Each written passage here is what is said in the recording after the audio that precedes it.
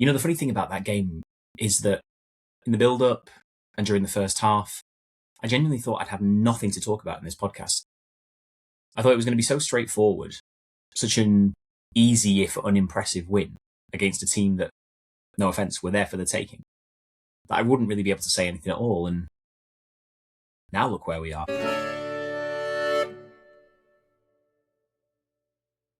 Grüezi miteinander, and welcome to a special World Cup video recorded episode of the Swiss Football Podcast. I have no idea how this is going to go. I've never recorded anything for video before. This will be the first episode on the YouTube channel. We'll see if that works at all. Let's talk about Switzerland 1, Qatar 1, or Qatar 1, Switzerland 1, as we should properly do it. We're going to go through a few different things. We're going to go through the lineup, the first half, the second half, the overall result, and what we can take away from it in terms of Switzerland. I'm going to be trying to do these for every World Cup game that Switzerland has, which is hopefully more than 3, but we'll see what happens. So without further ado, let's talk about the lineup.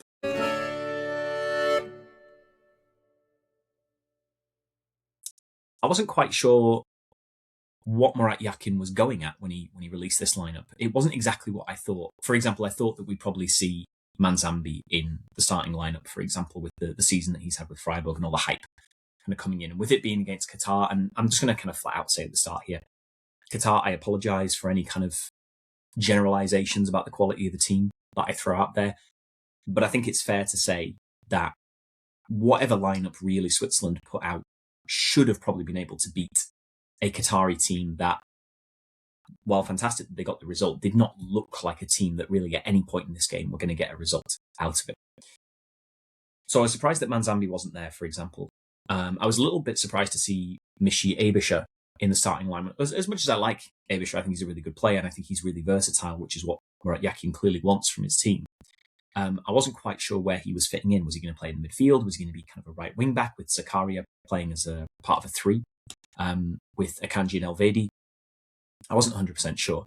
Ndoye and Vargas were on the field as well, so I didn't know if we were going kind of a 4-3-3, a 5-2-2-1, which is kind of what it looked like in the first half, but then I think it really evolved later into that 4-3-3 when kind of Switzerland were trying to get a bit more of a footing in the game, particularly going forward, as we saw. So it was a little bit surprising, although the majority of the team was what you'd basically expect from a Swiss perspective. Embolo up top, and Ndoye and Vargas, wide players, Xhaka in the middle with Freuler, although, was Freuler going to start? I wasn't 100% sure, but there he was. But otherwise, as you'd expect, really, and like I said before, probably a team that you would imagine should really have been getting the job done. So let's talk about that first half performance.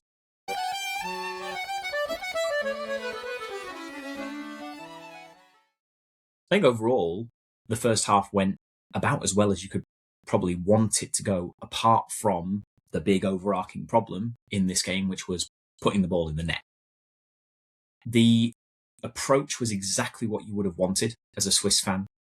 Positive, aggressive, fluid, players rotating into different positions all over the pitch.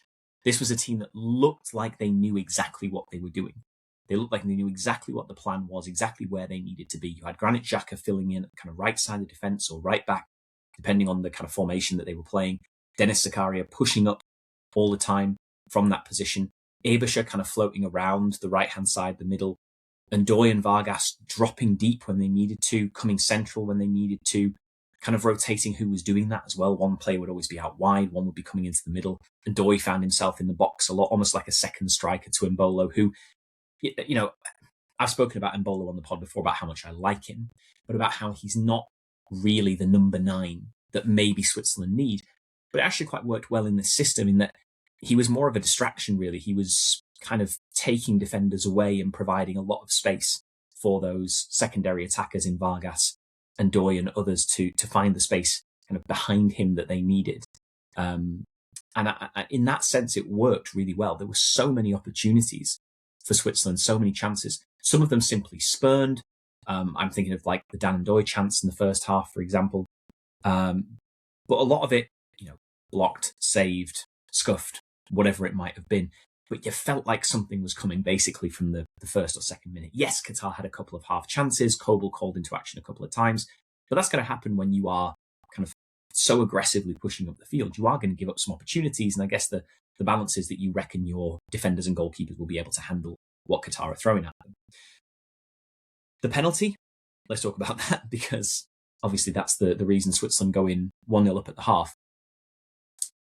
It's a penalty first and foremost. I mean, it's a foul. The goalkeeper comes out, gets nowhere near it, takes out Freuler. In that sense, it's a very, very clear penalty.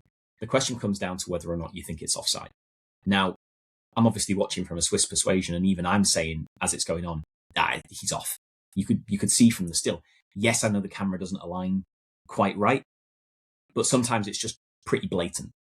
And it looked to me as blatant as you could get that, yeah, he's offside. They're going to call this back. It won't be given. And then all of a sudden, Mbolo's lining up to take it. And good penalty, by the way, exactly how I like a penalty. Short run up into the corner where the keeper's not going to get it. But if you're from a Qatari persuasion, you're probably thinking, we've been pretty hard done by there. Then you have the whole thing about the images not being released. For whatever reason, I heard kind of, a lot of kind of contortions about, oh, well, we only release images when it's kind of challenging or confirming a decision or something along those lines, but just release the image and let people see why you've made the call. You can clearly see that there's confusion around it. Every kind of highlight package I've watched back and the live coverage at the time, even the German commentary is kind of asking, well, this is a little bit strange, but that looks offside. So I guess they're just giving the penalty. It must be on. And it kind of comes down to that thing with the technology where at some point you just have to trust it because you know it's there and you know it's not going away. But it doesn't make it easy to take. It doesn't make it easy to swallow because when you see the images and you think, that doesn't look right, it's kind of hard to accept, even when eventually the images are released and you think, yeah, but you can very much cherry pick where you want the contact with the ball as such to be. If it's a still image, when you're showing the replay, you can kind of see it with your naked eye, but with just the still image, it's hard. So I can understand from Qatar's perspective why you would feel hard done by there.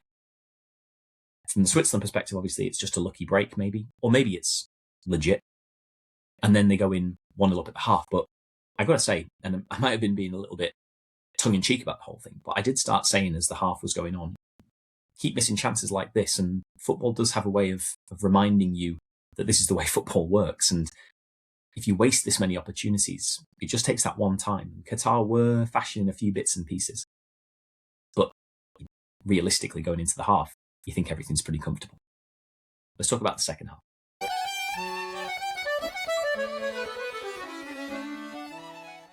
I'm not going to go into too much detail on this because I'd basically just be repeating myself. It's just chance after chance after chance after chance that's missed and missed and missed and missed and missed and wasted and wasted and wasted. Some chances were better than others. I really liked, for example, the Embolo effort later on in the half where he just kind of like rolls the ball under the keeper with the outside of his foot. It's a good effort. It doesn't come off. Manzambi has a good effort as well that's just wide, but it almost feels a little bit desperation point by then when you've got Manzambi shooting from 25 yards. I will say it was nice to see some of the players introduced. Manzambi, for example, it was nice to see him brought on in the 65th minute with Rida, kind of showing that, again, that desire to get another goal, that aggressive approach, not just sitting back on the 1-0 because you want to kind of make a statement, especially with Canada and Bosnia drawing. We'll come back to that later because that's part of the frustration, but it was good to see them making the attempt to get out there and score more goals. And, Rida comes on and immediately swings in a really good set piece, which is a big part of why he's there. Manzambi comes on. He's really positive and aggressive as well. You do have the introduction of Zeki Amdouni as well. And that kind of brings me to a kind of secondary point here, I suppose. I like Zeki Amdouni. I always have done. You can go back and I've spoken about him quite a bit in earlier episodes of the pod. Bringing him on, as much as I do like him, does kind of highlight the lack of depth that the Swiss squad has going forward. Because when he's your second option as a striker, this is a guy who, I think when I was doing the research for this, played, I think it was 69 minutes of Premier League football last season, over 4 appearances for a Burnley side that couldn't score, that needed goals. And for whatever reason, Amdouni was just not the option for them at any point, really. Now, what he does now, I don't know. I don't know if he maybe stays in the Championship for a season. It might be a bit of a good decision for him to stay there. But of course, he probably wants to keep his international situation up, so he probably wants to get out there and maybe find another European side that are willing to take him on. But when you're bringing him on as, an option to get another goal when he's someone that's barely played football this season, that's a bit of an issue for me. And it's something that Switzerland need to think about how they approach this number 9 situation. Embolo is great, but he can't do it by himself. And he's not that kind of numerous goal getter that you maybe want at a tournament like this. He's much more of a system player, and he does that job very well. But sometimes you need your number 9 to just stick the ball in the net, especially when you have a game like this that ends up the way it does. And let's talk about the equaliser, because obviously, I said before, football always has a way of reminding you that this is how football works. Well, there you go. And I felt so bad for Miro Muheim. He's kind of new into the squad, kind of making a name for himself in this international game. He's had a good season with Haasval, and then gets brought on in the 88th minute and absolutely posterized for the equaliser. I think it's harsh for it to go down as his own goal, but that's just how it works. But to get kind of dunked on like that, just after your introduction, it's got to feel bad, man. So my heart goes out to him, and he'll come back stronger. But man, you just knew it was coming. The irony was, watch the whole game. With about 5 minutes to go, my son wakes up downstairs, so I got to go downstairs and resettle him. Come back upstairs, and my wife turns to me and goes, "Qatar equalised." And I think she's joking. Yeah, sure. Yeah, look at the score, 1-1. So completely missed it, but maybe that was better for me anyway. But yeah, just massively frustrating to have the game end that way. It's going to happen sometimes. It's just a shame that it happens in a tournament like this with the opportunity that Switzerland had. Let's break down the game as, in context, a little more the outside effects of what we saw there.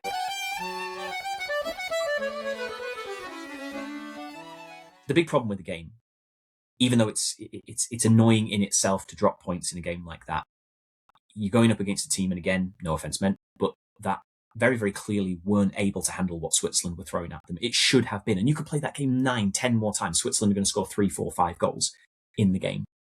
It's just that one time that it didn't happen, and that's the result that you get. It's frustrating that they didn't win, because you want a win in that game. You want to get off on a positive start against a team that you should be beating. I think the frustration gets added to because of the result in the Canada-Bosnia game, that 1-1. If it goes the way that it probably should go and Canada win that game, then it makes it more important that you win the game to keep up with them, because you want to get first place in the group. The fact that both teams drop points there means that Switzerland could have staked a claim for that group straight away, and a really serious one. If you get 3, 4, 5 goals in that game, you basically put the marker down and say, this is our group, because then you don't need to go out and beat the other 2 teams. Then you can kind of firm things up, play more rigidly, be a little bit more maybe what you'd expect from Switzerland in this tournament, not so aggressive, not so positive thinking. So it's really frustrating that Switzerland couldn't take that opportunity. However, there's been a lot of, let's say, overreaction, maybe I'd say, in the Swiss press to the draw. It's not the end of the world. Switzerland are still strong enough, from what I saw in the Canada-Bosnia game, to beat both of those teams. It will be harder, it will be a tougher prospect, but there is enough in this team, enough in this squad to get through those games. Okay, I still expect Switzerland to finish top of this group. I think if you look at the wider context of things, well, there's plenty of teams that are dropping points at the start of this tournament. Look at Spain, look at Belgium. There are loads of teams that have not won the opening game that they were supposed to win really, really easily. And I think that Switzerland just need to wipe it off. It's difficult, it's hard, it's frustrating. I've played enough sport to know that when you don't win a game that you feel that you should have won, it's really hard to kind of pick yourself up for the next one, especially in tournament football. You just have to. You just have to say, right, it's annoying, it's frustrating, but we should have won that 5-6-0. We can take that into Canada, we can take that into Bosnia, and we can bring the same level of performance, maybe not the same kind of style of performance, but you know that you just need to get better at actually putting the ball in the net. And I know that's easier said than done, but these are good players. These are guys who are very, very capable of doing that on a daily, not even a weekly basis. So pick yourselves up. It's frustrating, it's annoying, it'll be fine. So there we go. First episode done. Hopefully, like I said, more than 2 to go. I do think that Switzerland are going to qualify. I got to predict that. I got to be positive, but I really, really do think they will. And I think they'll finish top of the group, go out and beat Canada and Bosnia, and we'll be absolutely fine. Thanks very much for sticking with this. I hope you've enjoyed it. And yeah, I'll see you for the other games.